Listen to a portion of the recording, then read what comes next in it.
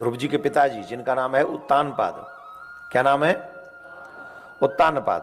उत्तानपाद ने 2 विवाह किए। बड़ी रानी का नाम सुनीति, छोटी रानी का नाम सुरुचि। बड़ी रानी तन से सुंदर नहीं, कर्म से सुंदर है, और छोटी रानी तन से सुंदर है, कर्म और स्वभाव से नहीं। एक दिन ध्रुव अपने पिता की गोद में जाकर बैठे थे। ध्रुव जी को बाहम पकड़ के नीचे उतार लिया छोटी माँ ने, क्योंकि राजा भी अटैचमेंट तो छोटी रानी के साथ ज्यादा था। तो उन्होंने कहा, सुनो, तुम यहां नहीं बैठ सकते, तुम्हें अगर इस गोद में बैठना है ना तो उस ईश्वर से प्रार्थना कर, मेरी कोख से जन्म ले। तू जिस मां की कोख से जन्म लेकर आया है उसे कोई राइट नहीं कि उसका बेटा राजा की गोद में बैठे। रोते हुए ध्रुव अपनी मां के पास में गए। मां, क्या मैं अपने पिता की गोद में नहीं बैठ सकता? तो मां ने कहा, जब बैठना ही है तो उस पिता की गोद में बैठ जिसकी गोद में से तू कभी उतरे ही ना। ये जो संसारिक डैडी हैं, ये कितने दिन तक गोद में बैठा सकते हैं? बोलो। हैं?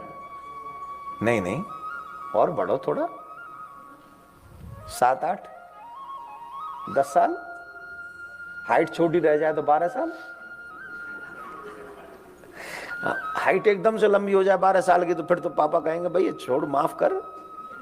लेकिन हाइट छोटी रह जाए और तो आ जाए, है ना? है कि नहीं? 12 साल के बाद तो नहीं। और परमपिता परमात्मा ने कितने दिन गोद में बिठा रखे हो? तुम्हें अनुभव नहीं है, अभी भी उसी की गोद में बैठे हो, अभी भी प्रेजेंट टाइम में। ये पृथ्वी कौन है? कौन है? भगवान की पत्नी है। अभी भी तुम अपनी मां की गोद में ही बैठे हो। पृथ्वी जो है वो हमारी मां है, और मां ने हमको अपनी गोद में बिठा रखा है। जिस दिन मां गोद में न बैठा है ना, ब्रह्मांड में कहीं जगह नहीं है कि जहां जाके बैठ जाओ तुम।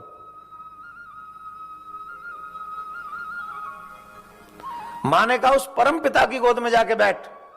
इनका क्या है? तुरंत ध्रुव जी ने कहा, कैसे मिलेगी उस परमपिता की गोद? बोले, जाके तपस्या कर। इकलौता बेटा, पति का प्यार नहीं, ऐसी होती है मां। और आजकल की मम्मियों को देखो, वो बच्चों के ले ले मोबाइल से खेल ले, थोड़ी देर खेल ले, ले टीवी चला ले, टीवी। स्कूल में कोई फ्रेंड हो तो बता दियो मुझे, मैं जाके बात कर लूंगी। है मम्मी है तू, मम्मी है, मम्मी बन मम्मी। अपने बच्चों को अच्छे संस्कार दो, उनको बताओ जब पढ़ने जा रहे हो तो सिर्फ पढ़ो, अपने मां बाप का नाम रोशन करो, सनातनी होने का दायित्व पूर्ण करो। ऐसे बनो कि दुनिया में तुम्हारे लोग उदाहरण दिया करें। फोन पकड़ा दिए, कंप्यूटर पे खेल लो, टीवी पे देख लो, इनसे तुम्हारे बच्चे कोई बहुत महान नहीं बन जाएंगे।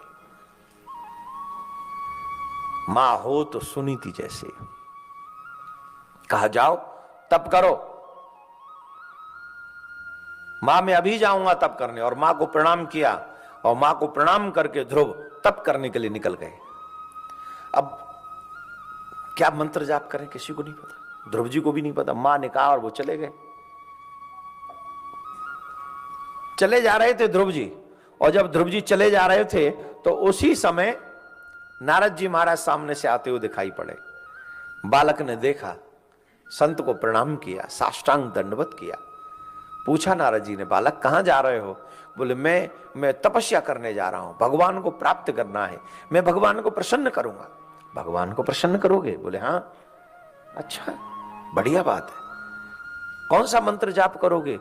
बोले, मंत्र क्या होता है? मुझे तो नहीं पता, मंत्र नहीं पता। कौन है तुम्हारे गुरु? बोले, मेरे तो कोई गुरु नहीं है। बोले, तुम्हारे कोई गुरु नहीं है तो मंत्र जाप कैसे करोगे? बोले, गुरु जी अब आप ही हमको मंत्र दे दीजिए। तब देवर्षि नारद ने 12 अक्षर मंत्र दिया, विधि बताई कि इस विधि से इस मंत्र को जपना तुमको भगवत प्राप्त हो गए। बोले, ये मंत्र जपने जाऊं कहां? बोले, ततात गच्छ भद्रम ते यमुना यास्तटम शुचि पुण्यम मधुवनम यत्र सानिध्यम नित्यदा हरे। तुम मथुरा चले जाओ, मधुबन, जमुना जी के तट पे तुम चले जाओ, वहां पर नित्य भगवान का वास है। ये सतयुग की बात हो रही है। सतयुग में भी वृंदावन था, मथुरा था, वहां तब भी भगवान वास करते थे, वहां आज भी भगवान वास करते हैं। जब तक पृथ्वी है तब तक ब्रज है, और जब तक ब्रज है तब तक नित्य ठाकुर जी का वास है वहां पर। ध्रुव जी को मात्र 6 महीने में भगवान मिल गए। कितने? 5.5 साल के थे तब तो चले थे घर से, 6 साल के हुए तब भगवान सामने खड़े थे। निर्मल मन है ना, ठाकुर जी 6 महीने में आगे खड़े हो गए। भगवान ने कहा वरदान मांगो, ध्रुव जी बोले क्या मांगे, हमें तो पता ही नहीं। होठ फड़फड़ा रहे थे, भगवान ने अपना शंख लगा दिया ध्रुव के कपोल से, तो सोई हुई सरस्वती जागृत हो गई। यौनता प्रविस्मवाच मिमाम प्रसुप्ताम संजीवयत कल शक्तिधर सुदाम्ना। दोनों हाथ जोड़कर प्रार्थना करने लगे, आप ही मेरी सोई हुई सरस्वती को जगाने वाले हैं, मैं आपको प्रणाम करता हूं। भगवान ने कहा वरदान मांगो। बोले प्रभु जब घर से निकले तो बहुत इच्छा थी, तब ये इच्छा थी इतना बड़ा वरदान मांगेंगे, इतना बड़ा राज्य मांगेंगे कि पिताजी का भी राज्य छोटा पड़ जाए। माताजी ने हमारा अपमान राज्य के लिए तो किया है, पिताजी का राज्य छोटा पड़ जाए, हमारा राज्य इतना बड़ा हो, इतना वरदान मांगेंगे। पर आपके दर्शन करने के बाद एक बात तो समझ में आ गई, राज्य छोटा हो या बड़ा, एक दिन सब छोड़ के जाना पड़ेगा। और मुझे आपसे वो नहीं मांगना जो छोड़ना पड़े, मुझे आपसे वो मांगना है जो कभी ना छूटे। बोले क्या मांगना चाहते हो कान्हा, तेरा मेरा प्यार कभी ना बदले, चाहे सारा संसार भले ही बदले। कान्हा तेरा मेरा प्यार। गाओ गाओ लता मंगेशकर गाओ। कभी ना बदले, मुझे आपके चरणों की भक्ति चाहिए, कुछ और नहीं चाहिए। देखो हम लोग अभी भगवान प्रकट नहीं हुए हमारे सामने, हमारे तप से व्रत से प्रसन्न नहीं है, फिर भी हम भगवान के दर्शन करने जाते हैं तो रात भर कितना मांगते हैं भगवान से, मांगते कि नहीं? ये दे दो, ये दे दो, ये दे दो, पूरी एक लिस्ट, पूरा खर्रा है डिमांड्स का, ये भी ये भी ये भी ये भी ये भी ये भी। सबसे श्रेष्ठ है निष्काम भक्ति। कौन सी? आज ध्रुव जी ने तपस्या की थी कुछ पाने के लिए, लेकिन जब ठाकुर जी प्रकट हो गए बोले अब कुछ नहीं चाहिए। तो क्या ठाकुर जी ने कुछ भी नहीं दिया?